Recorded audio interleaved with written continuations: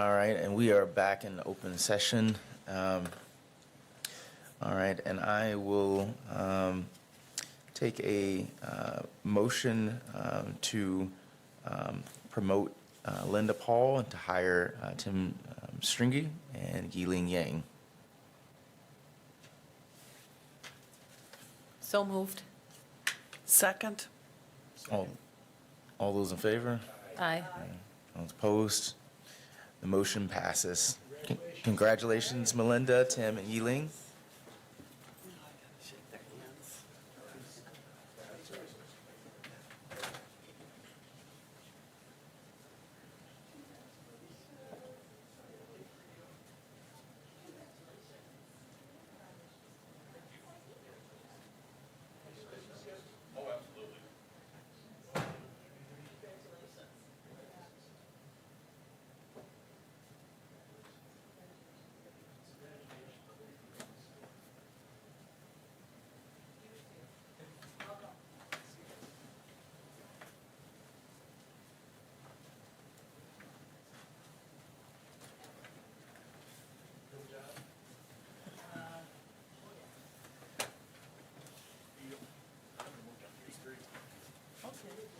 That'd be nice. Well, there's no microphone.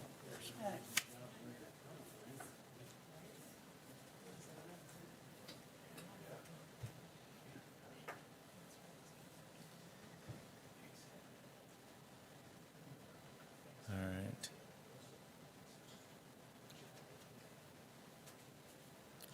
All right, well, there are, looks like no general agenda items, so we'll move on to monthly presentations. So we'll start with kind of surround, we'll start actually with the monthly presentation of police department, if that's okay. Sure, yeah, that's just fine with me. I just have a couple of things I'd wanted to touch base on. One is our community is preparing for the arrival of refugees. And so we've been pretty active in helping the community prepare for that. Certainly we want to be ready as a police department in case we would have any calls for service involving any of the Afghan refugees in terms of making sure that we can communicate well, with the language issue, and then also just making sure we understand culturally what differences there might be between their culture and ours, and make sure that we're ready as a department to respond and help them be successful here in our community. So Deputy Chief Barnes has been very involved in attending meetings. He's should be signing the contract this week for our language services, which we had a language service provider, but we weren't confident that they would be able to adequately support the Dari and Pashto languages. So we're going to be transitioning to a different language provider. He had an educational session with somebody who came into our department and trained our staff, the fire staff, and some of the deputies from the sheriff's department in Afghan culture. So we've done that. We will have somebody do that at our in-service to get our entire department covered. We also have a number of military veteran service members who have worked in Afghanistan and have worked with within that culture before. So some people that are very knowledgeable on that culture that will be leaders on our department and help our department be best able to respond to those refugees. So our understanding is that the refugees will be here this week, maybe as soon as this week. So we should have a couple families here with a total of 75 or so refugees by February is the most recent information we've got. So we're working hard to make sure that we are doing our part to make sure that that is a successful transition for those refugees. Where are they going to live? Well, my understanding right now is they have the first two families. There's a house on the northeast side of town that they will be living in, and the organization is I'm not going to get it right. It's ECDC, Ethiopian Community Development Center, I think is what it's called. I got it wrong, so I can tell by your face. So but that's Ethiopia. That's not Afghanistan. Yeah, so I think the way it was described to us, this is we met with the executive director, who's Adam Norgard. He said, think of it like Catholic Charities or Lutheran Social Services. They don't just help Catholics, so they don't just help Lutherans, they help refugees from all over the world. So that's just the name of the company and organization. So We met with them. They're working diligently on trying to find housing and making sure that when the refugees come, they have adequate housing. So that, I don't know exactly where they're all gonna live. I know where the first couple families are gonna live, and hopefully that'll work itself out. Who is paying for these interpreters and all these added services that we're going to put in? So we have a small budget for that within the police department, and we have for a lot of years. It's $2,500. So usually we don't even go through that amount of budget. The service contract that the deputy chief is working on will be a little bit more than that, but not much. And so we have commitment from the mayor and the finance director. If there's larger need than what that contract will get us, that we'll have to figure out where that money's coming from. It's one of those budget items that is just totally unknown for us right now. We don't know if there's going to be a lot of English-speaking people within the refugee community, or if there will be zero. I don't think it'll be zero. I think there'll be some, but we will need translation services. There got to be federal funds, they've got to be all this stuff. Who's looking for that stuff? Federal funds and all this stuff. Yeah, I don't know that I can speak intelligently to that at all. Maybe the mayor can.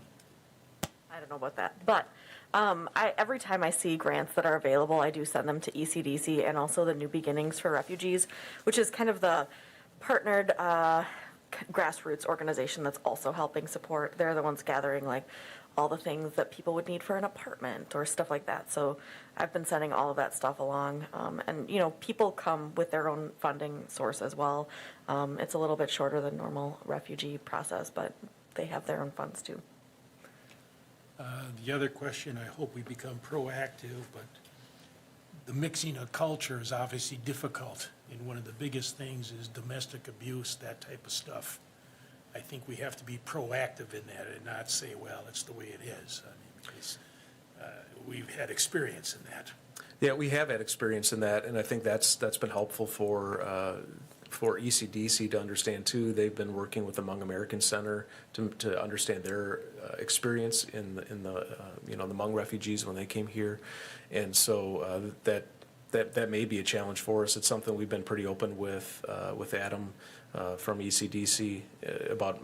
I've expressed my concern about that. You know, the state law here in Wisconsin requires that we arrest if there's a crime that occurs within a domestic violence relationship, and so I expressed my concern that we educate about that.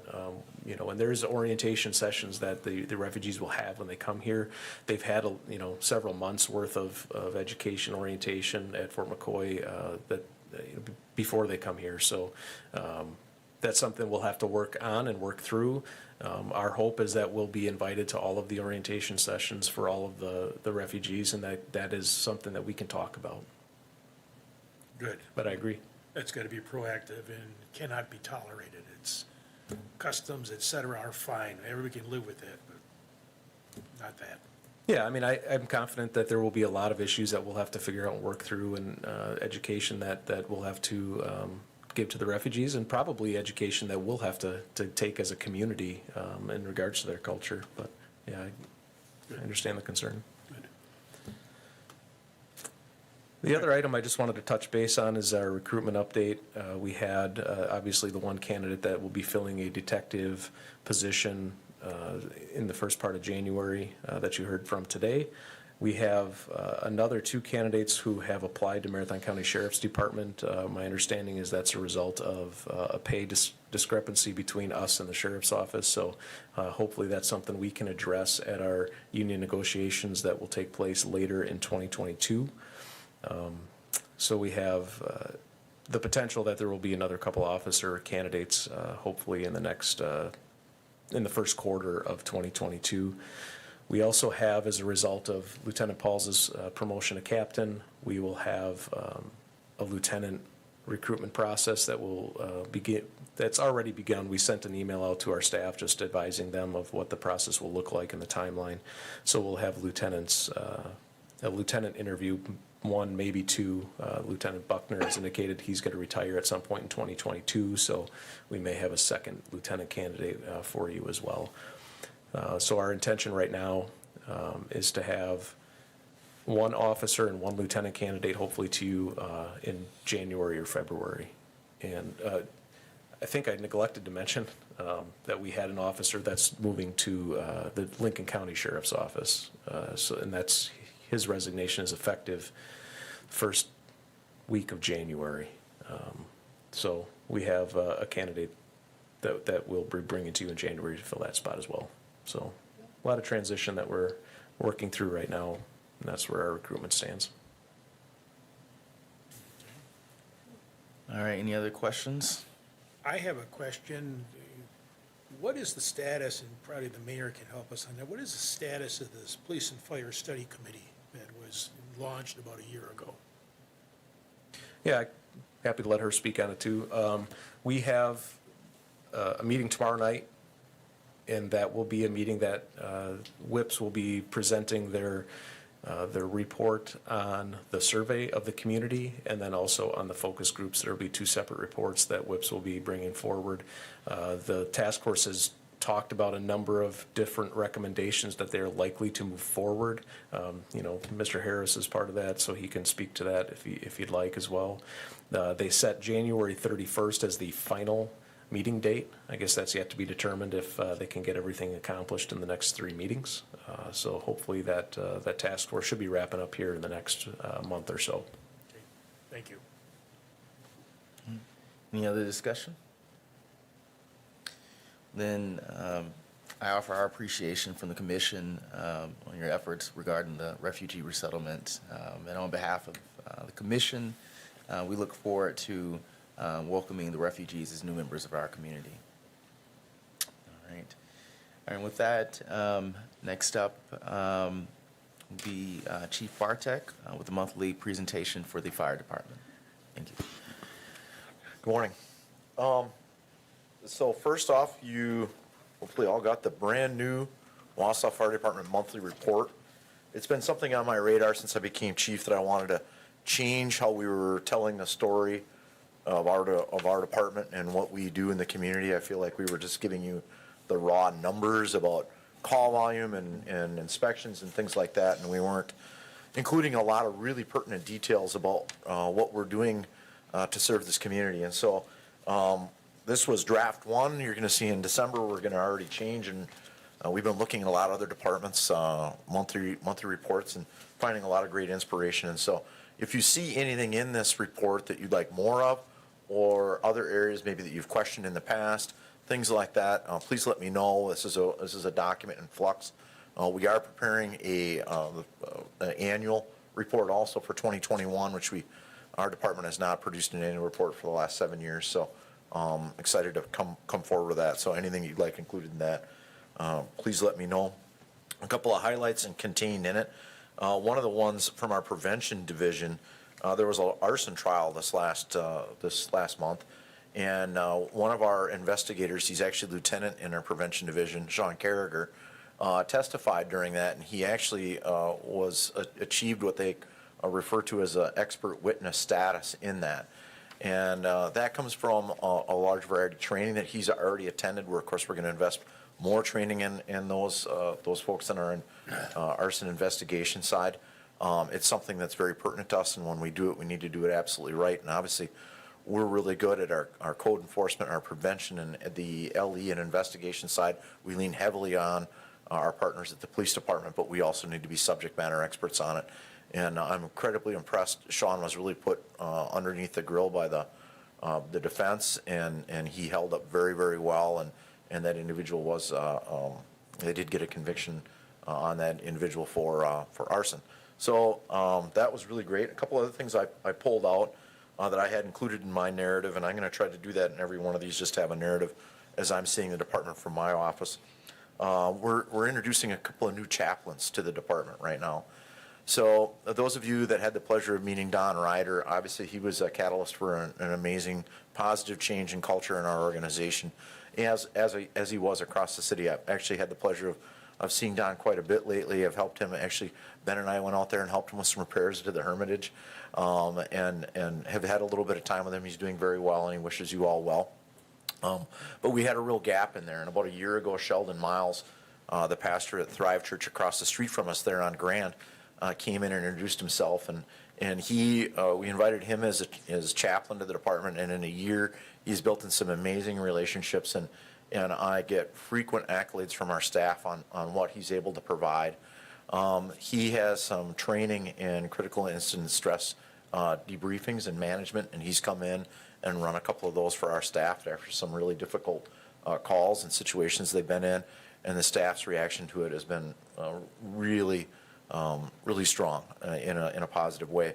And he and I both had a vision for expanding this chaplaincy because we see that we've got a large organization. He's only one individual. He's got a full-time job pastoring Thrive Church, and we need to add more to that. And so we weren't exactly taking applications. We weren't exactly getting out there, but by happenstance, as this frequently happens, so a couple of people kind of ended up coming to us. One, Eric Olson, was recommended by one of our senior members of our department as his pastor at his home church.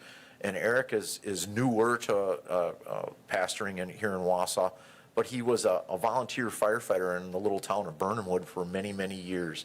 He had come to that town to pastor a church and was quickly invited into the volunteer fire department. And he has a very strong background in the fire service, and he's very excited to serve in this chaplaincy role. Actually, this is kind of an interesting story I like to tell. The day that Sheldon and I were going to meet for lunch to discuss the expansion of our chaplaincy program, him and I had very aligning thoughts. We hadn't sit down to have a real good discussion about it. I got a phone call from a young pastor from Mount Olive Church named Mike Fox, asking if we had any department chaplains or if we were looking for any. And this is literally 30 minutes before I'm about to have this meeting with Sheldon.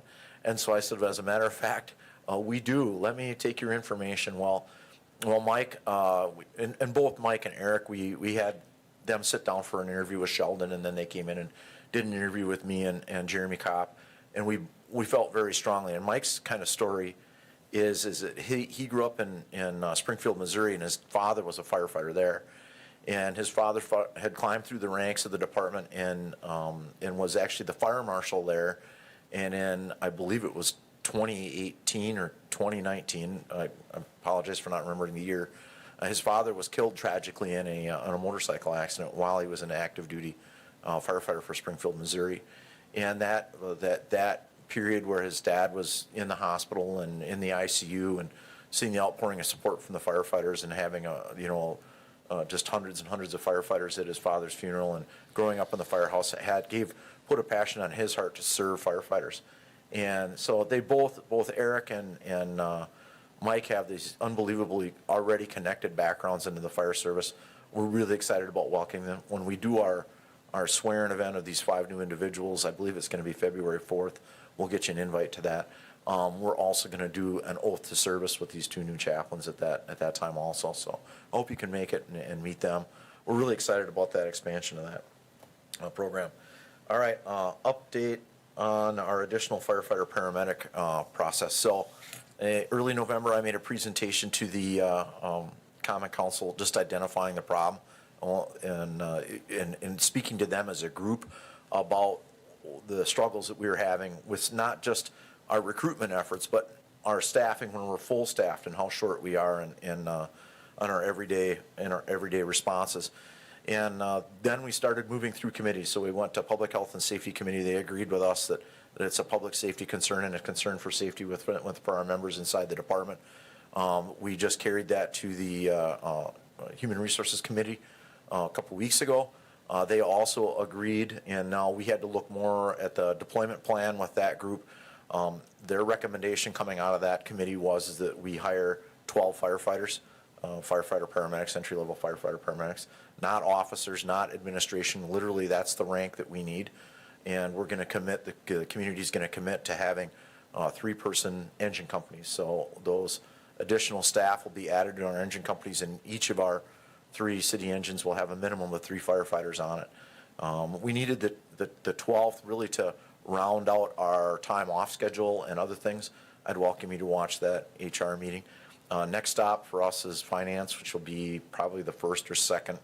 I'm hoping the first finance committee meeting in January to figure out how we're going to pay for it all. I've been working with Mary Ann in finance on on some plans. It's most likely to be a mix of things spread out over a few years to welcome these firefighters on board. So our department's really excited about how this is moving forward.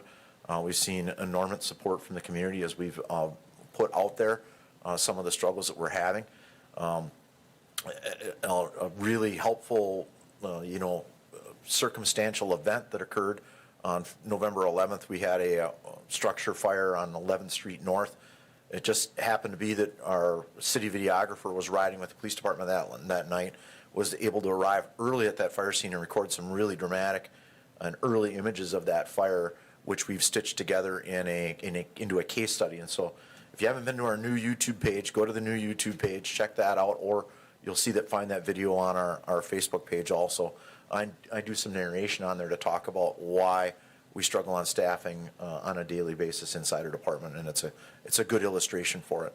I'd be happy to put together a presentation for this group if you'd like any further information. Otherwise, of course, the YouTube videos are available, and the documents are all on the agendas for those different committees. So that's my monthly report. Any questions for me? I've got a question on your report. There's a situation there where you, 41-year-old female, not breathing, et cetera, and we Yep. revive her. Great story. How do we get to the Village of Marathons? How does that work? How do we get dispatched to Edgar Sure. Marathon? It's a great question. So that's through our mutual aid box alarm system. So a lot of these smaller communities surrounding our community don't have paramedic level ambulance services. And so when they have a critical medical need for a patient like that, CPR in progress, I believe that they had given some shocks through an AED prior to our arrival, they'll request our city ambulance. Their Station 2 is really poised well with that new relocation onto the Pt.2 Parkway to get quickly out to Marathon. That's quite the story. And I think we're going to try to share at least one save in each of these monthly reports. That's a real standout one because it's two different agencies coming together a long distance from the city, because obviously the EMT basics out there in Marathon were doing their job to try to revive that patient. We come along with some paramedic skills and medications and are able to, obviously create a positive outcome for that patient in a horrible situation. So that's how we get out there. It's our mutual aid box alarm system. We frequently request assistance from Riverside and Safer when we run out of ambulances or fire engines or whatever it might be in the city. I'm not going to say it's on an everyday basis, but it's at least a few times a week that we've got units from surrounding jurisdictions coming in to assist us. And so we also lend our support when we can out to other agencies. It really, if you look back 10 years ago and how this community was talking about consolidation of fire and EMS and things like that, really the mutual aid box alarm system has done that, has stitched our organizations together in these pre-made, pre-scripted responses for certain types of events in all of our communities. It's a pleasure to work with those people. We're very involved in the mutual aid box alarm system. It's actually, we're MABUS 130 here in this county. All the departments in the county are very active in it, all 19 departments, and it works very well. Last week we had a barn fire out in Stettin, and we had two units out there. That was the night of that big storm. So we had all kinds of units all over the county, and we were able to assist them as they frequently assist us. So it's a success story. Any further discussion? And I offer our gratitude from the commission, and I just want to say thank you to both Chief Bliven and Chief Bartek for continuing to bring us really quality candidates that will only be great additions to your departments, but also real benefits to the continuing success of our community. So thank you. All right. The next meeting will be Monday, January 24th, 2022 at 7:30. So this is our last meeting. So I just want to wish you all a very happy holidays and a happy new year. And with that, if there isn't any further discussion, I'll take a motion to adjourn. I'll make a motion to adjourn. Second. All those in favor? Aye. Aye. Opposed? All right. And we are officially adjourned. You Thank you. have a good holiday too, Will. Thanks.